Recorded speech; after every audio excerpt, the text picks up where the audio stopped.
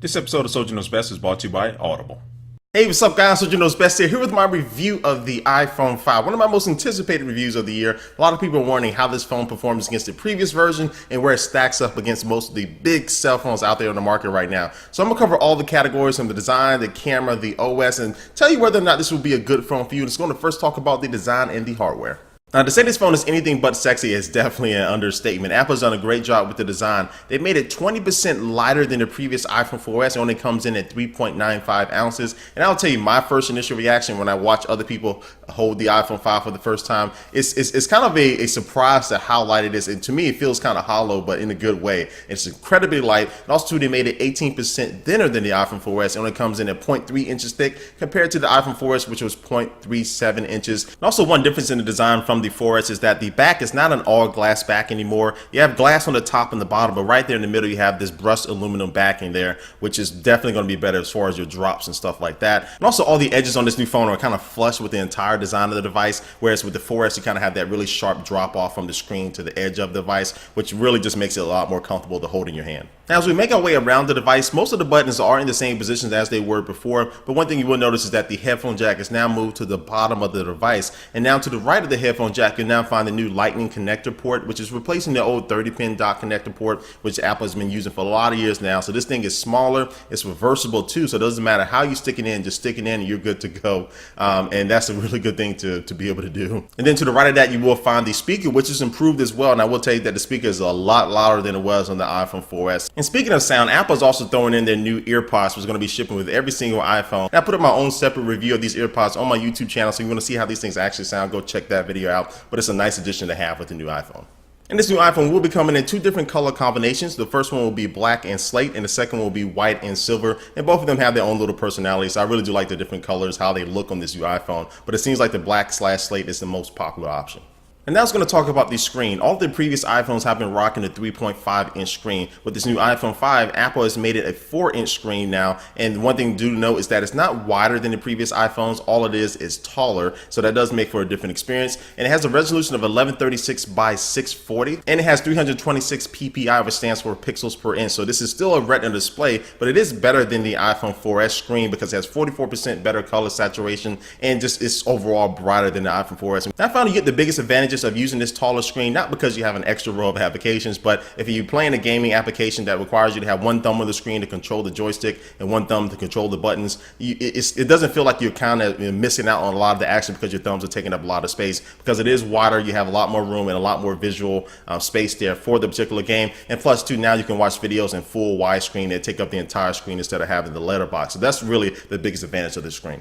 And that's going to see what's going on the inside of the phone and see how this thing performs. And now this phone does have full LTE support on Sprint, AT&T, and Verizon. And I did a couple speed tests on the AT&T and Verizon versions of this new iPhone 5, and I was pretty impressed with the speeds. It's right up there with some of the best LTE speed that you can get on any type of mobile device right now. And this new phone is also packing a dual-core A6 processor alongside 1GB of RAM. And when I did a couple performance tests against the iPhone 4 and the Samsung Galaxy S3 using the Geekbench application, I did find that this iPhone 5 clearly beat both of those devices in all the tests I was able to throw at it. So this thing is a screamer. As far as the battery is concerned, Apple says you'll be able to get about 8 hours of talk time, 8 hours of internet browsing using LTE, 10 hours of video playback, about 40 hours of audio playback, and 225 hours of standby time. In my personal experience, I found the battery to be slightly better than the iPhone 4S, which isn't a bad thing because they added LTE and a couple of things that drain your battery a little bit more. And that's going to talk about the cameras. Now on the back, you will find an 8-megapixel rear-facing camera that can record 1080p video at 30 frames per second. And a couple of things that are new with this rear-facing camera is that one, the lens itself is not glass, it's actually sapphire crystal, which is going to be a lot clearer, and also too less prone to scratches. And now because of the new iOS 6 software, photo capture is now 40% faster, so you can take a lot of pictures back to back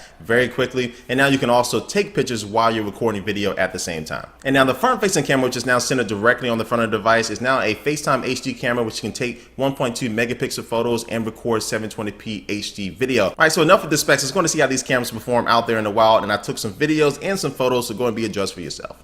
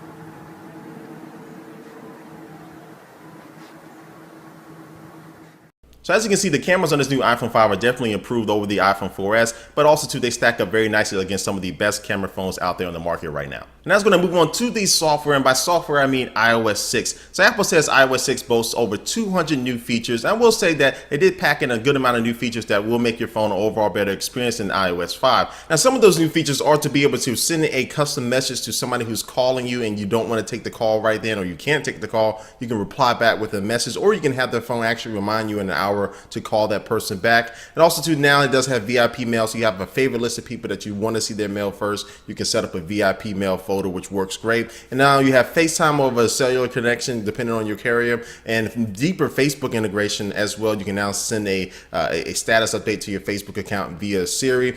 So overall, iOS 6 has a bunch of cool new features, but also too, it does have a couple of shortcomings as well. One of the first things is going to be maps, because a lot of people are having problems with the maps not being as accurate as it could. It has a couple good things with the 3D flyover, and I love the turn-by-turn navigation that's in the apps, again being a few years late to the game as far as some other OSs out there. But maps overall definitely has some work to be done. It can probably take a couple of years at least for their maps to get up to the Google Maps standard, which they got rid of. Then for me, the big negative is that I feel that iOS 6 is just a little too safe, and I think a lot of people just feel like Apple could have did more. You just felt wanting more from iOS 6. You have some very awesome hardware, but the OS doesn't seem to be pushing that hardware to the limit like it should be, and Apple should be taking a little bit more chances. And they just really incorporated some of the cool things that people are doing in the jailbreaking community. We've been asking this for a long time. I think iOS 6 could have been a lot better. So overall, iOS 6, solid update, some really good useful features. Siri is better, but definitely there could have been a lot more to it that Apple could have done to it.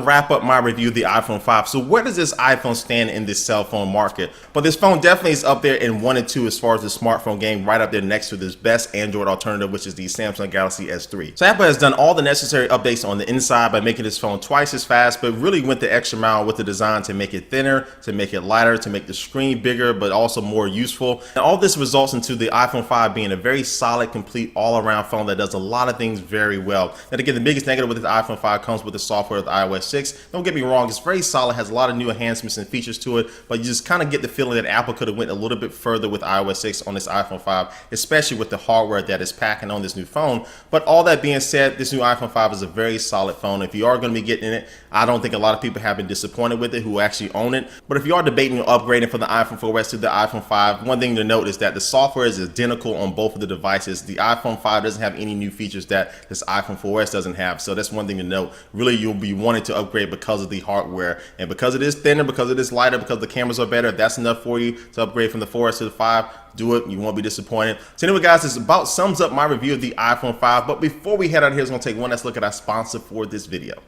And today's sponsor is Audible, which is the leading provider for downloadable audiobooks and spoken word entertainment. You can download these books on your cell phone, your tablet, your computer, almost anything if you want to listen to it while you're on the go. They have over 100,000 different titles from different genres like science fiction and thrillers and comedies. And you can download a book. Like one of my favorite books that I downloaded was the biography of Steve Jobs. You can actually get that from the store right now. You can get that for absolutely free if you go to audiblepodcast.com/soldier, because you can try out one free book right now. Yes, go to audiblepodcast.com/soldier and go ahead and get the downloading. Let me know what you're going to be reading down below.